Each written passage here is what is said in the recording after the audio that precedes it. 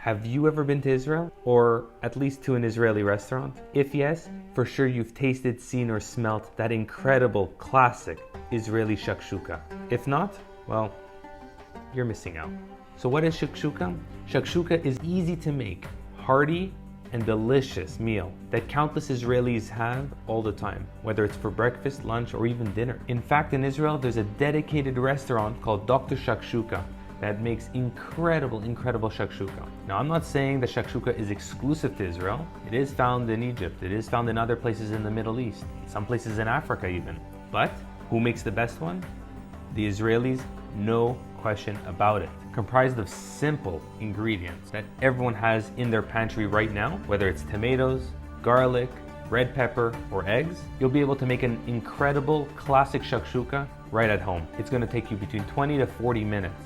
40 minutes being the max. So how do you make this incredible, oh so great healthy meal? Let me walk you through. Now before I do, don't get angry at me, go ahead, hit that subscribe button down below and give us a thumbs up. Support us, it's completely free, guys. Now, you're gonna wanna start off with a cast iron skillet. I'm not sure what it is, to be honest with you, whether it's transfer of flavors from previous meals, but the cast iron skillet gives an incredible taste to almost every meal that I make in it. I personally used Lodge cast iron. I'll leave a link in the description below so you guys can check it out. But if you don't have one, don't worry. Just get yourself a deep pan and you'll be just as fine. Now get your heat on medium and let the oil start to heat up. Now while that's heating up, let me take a quick pause and explain something about oil. There really isn't a right measurement for it.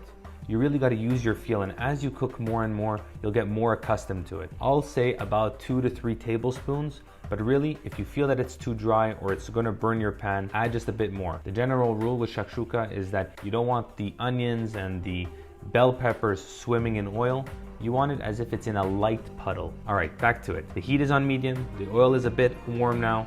Time to get in half an onion, completely chopped up. Here's where it's to your preference. The smaller you chop it up, the smaller the pieces will be in the shakshuka.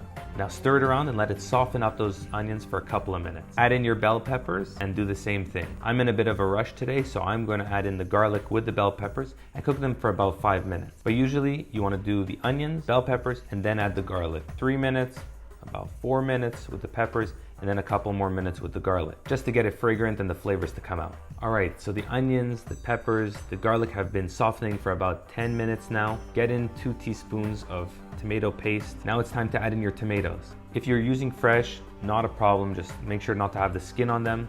Use about 6 tomatoes, should be good enough. If you're using canned tomatoes, use either whole tomatoes or diced tomatoes. You'll want about 28 ounces or a big can. Add that into your skillet. Keep stirring to break up the tomatoes for just a couple of minutes. Now, we're gonna add in the spices. Shakshuka is an easy one.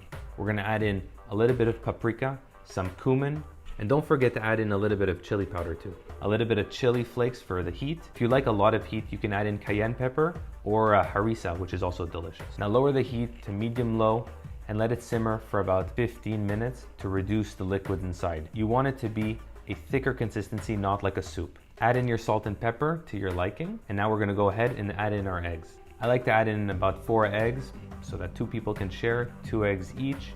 Cover your pan or your skillet. I like to use aluminum foil and leave it for between 10 to 15 minutes. 10 minutes if you like slightly runnier eggs, and 15 minutes if you want them fully cooked. Take off that cover and voila. Let's see how it came out. Oh man, isn't that an incredible looking dish? Those eggs are perfectly cooked on top. Tomatoes are infused into the meal. I can't wait to just dig in. Traditionally, a shakshuka is eaten out of the cast iron so that you can enjoy it as is and with bread. So our channel is all about the authentic way, so I'm gonna go ahead and do that too. Time for the taste test. Oh, that's good. Oh my gosh, that's good. Oh my gosh. Reminds me of Israel. Really came out delicious. The eggs are perfectly cooked. The tomato has incredible flavor, just enough heat where it's not burning the back of your throat. Guys, if you haven't had this, you gotta make it. If you have had shakshuka, you gotta make it again. Anyways, guys, thanks so much for watching. I'm gonna go ahead and enjoy my breakfast. Go ahead and hit the thumbs up and the subscribe button down below.